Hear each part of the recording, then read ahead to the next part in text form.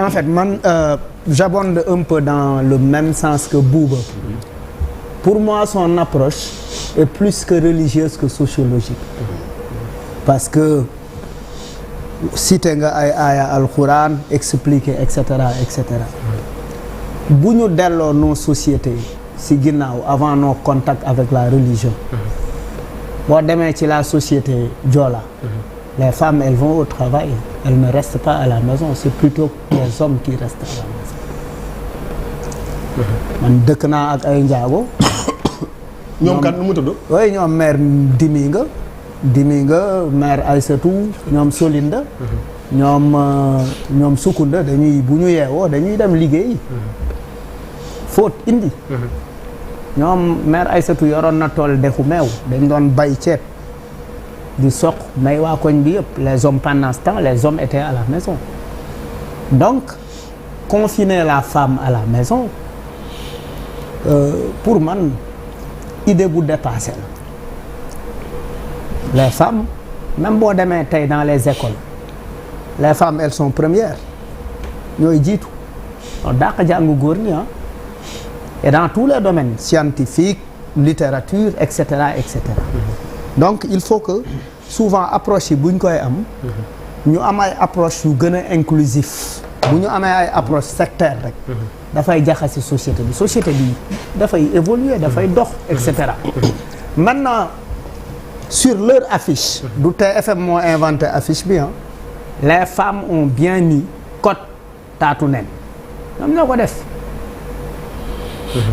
taatu nen am na ñu mu gaaw a réagir lo y a des gens yoo xamante ne jigéen bu sol jean sax da leen di réagir loolu oui non je veux dire non en fait c'est pour ne pas retirer ce que j'ai dit c'est pas dans le sens de les provoquer wala quoi que ce soit c'est-à-dire dama bëgg a comprendre ban niveau de manque de respect aux femmes la suñ société egg ba femmes yi bëgg a def taatu neen pour un rassemblement la question du viol ci loolu la ñuy indi ñëw notre justice sanctionne des gens qui violent sont envoyés en prison. Des gens qui violent sont envoyés en prison. Et même le viol est criminalisé. Maintenant, il y a des problèmes au niveau de l'application parce que aussi c'est une question assez compliquée le viol. Du affaire bu yomb du affaire bu yomb. C'est-à-dire jékki-jékki ne nit ki violé na yomb le prouver. C'est une question très très difficile.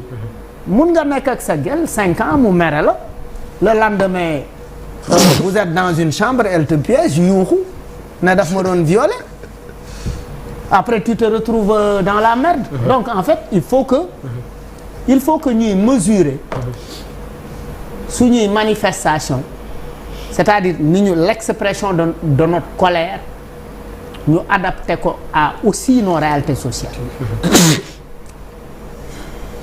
wax nga ko fii ku fi def taatu nen nit ñi dañuy nëbbatu parce que dans le passé on a été des sociétés aussi qui assumaient notre nudité amuñ ci woon problème d'un point de vue traditionnel avec la religion avec les religions on a aussi connu des difficultés c'est-à-dire suñ société dafa adapté wu donc am na yoo xamante ne pour man waruñu am ay limites les femmes elles sont magnifiques mais je veux dire buñ am na loo xamante ne boo ko defee Afrique du Sud c'est des choses qui se sont passées en Afrique du Sud qui ont marché mais l'Afrique du Sud n'est pas le Sénégal les pays européens ne sont pas aussi le Sénégal parce que ñoom am na fu ñu toll ci yenn y a même des plages nudistes ñun tollaguñ ci niveau yooyu donc en fait il faut aussi mesurer la réponse des gens yi nga xamante ne ñooy fekke loolu c'est-à-dire il y a des gens qui iront simplement pas par soutien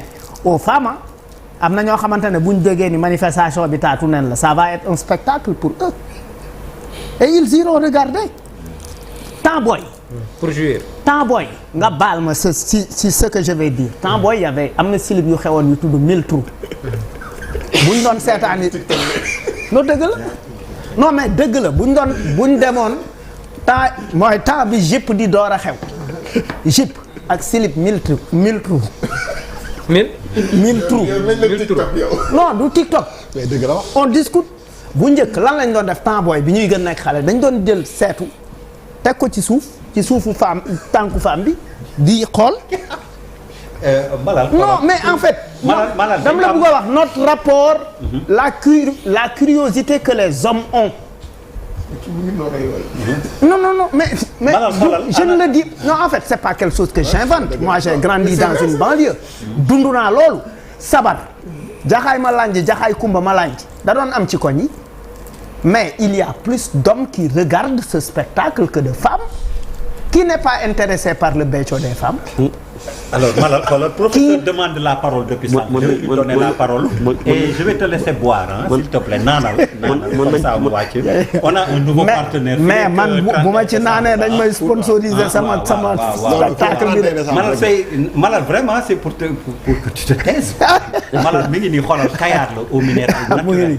Am naan comme ça tu vas te calmer. Malal may sama jox ma beneen bi ma teg ko fi mais naanal. Professeur, voilà, je te donne la parole. Malal baax na. Malal daj na ñun ñëpp. Alors